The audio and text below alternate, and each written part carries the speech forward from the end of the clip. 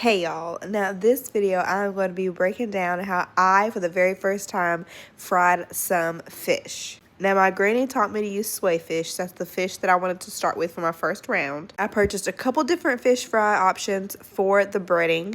I also added some seafood seasoning. However, it wasn't really necessary. It made it almost too salty. I wanted to clean the fish off, so I let them sit for a little bit after I defrosted them. At the same time, I wanted to go ahead and get my grease popping. And of course, you can't have wet fish for the breading. You got to dry it off. So that's exactly what I did. Dried off each fish, and then I chopped some up. I wanted both fish bites and small cut fish as well. Speaking of fish, I was reading Mark 8, and it was about the 4,000 fed by Jesus.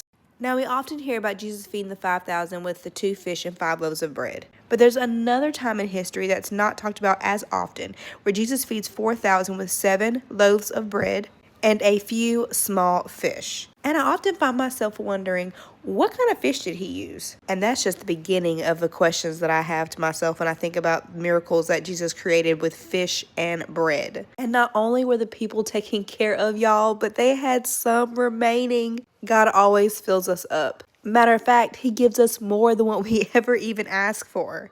As I remind myself, I want to also encourage you the importance of not only trusting God, but staying in God's reach. Y'all, these people showed up for Jesus because they wanted to see him. They wanted to be in his presence, and they wanted to know who he is. Now, as I bless this food, I know I won't multiply it like Jesus, but I will serve it up and eat good with my family. Stay blessed.